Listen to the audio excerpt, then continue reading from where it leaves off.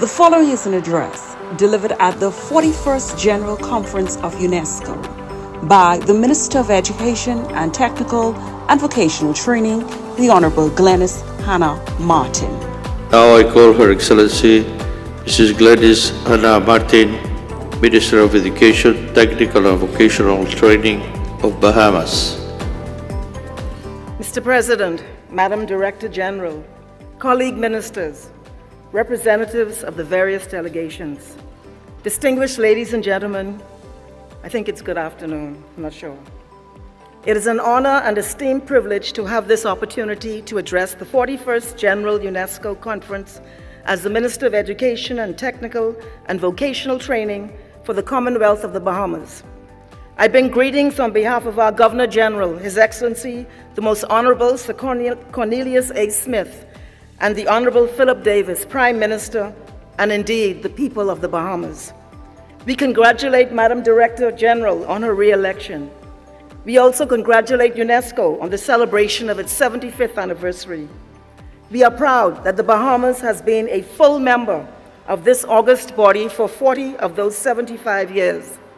We are gratified that over these decades, we have participated fully and engaged in wide-ranging collaboration and cooperation. The world has changed very much over these years, and today we face emerging challenges which threaten our planet and all of its inhabitants collectively. One such issue is climate change and global warming. We in the Bahamas understand this most painfully and all too well. Just last week, our Prime Minister, Philip Davis, addressed the United Nations COP26 Leaders Summit in Glasgow, Scotland, on this pressing matter of climate change. He advised that the Bahamas, my home, is among the 10 most vulnerable island nation-states in the world. We understood this vulnerability in a most practical way in 2019, when our nation was hit by a Category 5 hurricane called Dorian.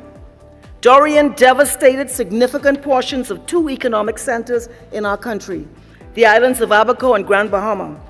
It killed untold numbers, the exactitude of which are still unknown, and left in its wake many traumatized by the horrific events which were witnessed firsthand by the many who watched loved ones die and had to fight to save their own lives in the 23-foot high wall of water and 185-mile force winds and tornado activity. The cost of that hurricane is estimated in the region of $3.4 billion and impacts on the economy that will last for years. And we are still in the midst of picking up the pieces in many ways, including in the delivery of education of those affected islands. Dorian was the culminant of a series of devastating hurricanes which preceded it, each of which left massive physical and economic destruction in their aftermath in various parts of our country. It has not been easy. Our Prime Minister pointed out at the COP26 conference that we are an ocean state, a low-lying archipelago, planted within 100,000 square miles of water, which provides a carbon sink which benefits the entire world. Yet we are victimized by climate change substantially brought on by the activities in third-party states. There are no silos in the global environment, and we must operate and cooperate symbiotically, engage in give and take for the harmonious systems of the planet's survival. It is certainly true, as elucidated by John Donne, 16th century English poet, no man is an island entire of itself. Every man is a piece of the continent, a part of the main.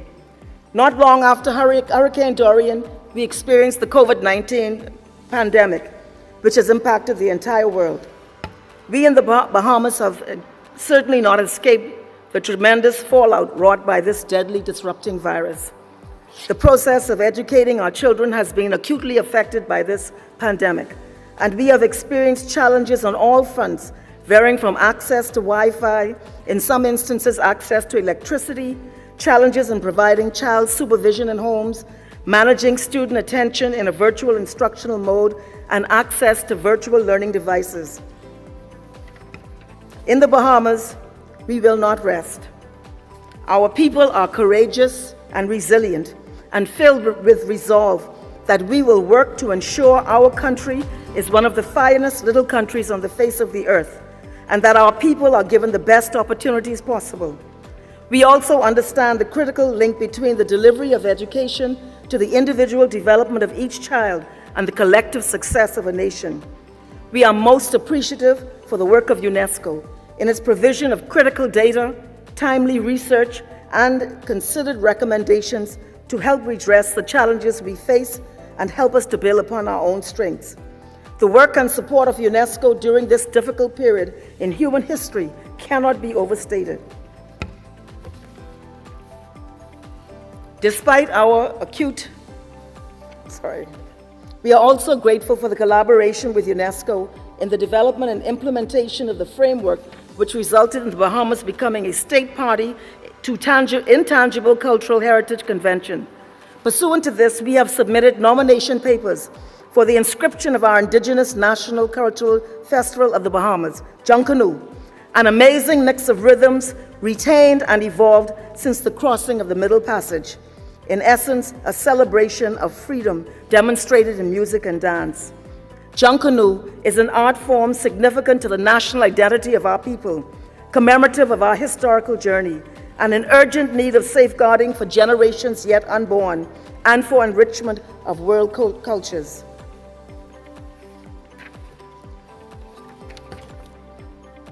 Despite our acute vulnerabilities and ongoing challenges, we have dug deep and determined that we will create a new day for our people, that we will bring about the necessary adaptation and implement pragmatic change to secure the future progress of our people.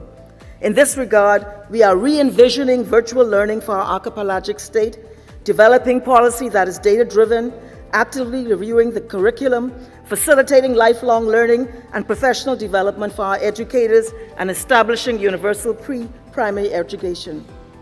In recognition of the substantive and qualitative relationship with my nation, the Bahamas reaffirms its pledge and commitment to fully honor the goals as articulated by UNESCO and to declare our full partnership in the development of this work to the benefit of all people. Finally, we are offering ourselves for membership on the Executive Board. We are hopeful that members will see the value of our experiences, our unique insight, and dogged commitment to the values and ideals as articulated by UNESCO as valuable inputs to the higher participation of decision-making. I thank you. The proceeding was an address delivered at the 41st General Conference of UNESCO by the Minister of Education and Technical and Vocational Training, the Honorable Hanna-Martin.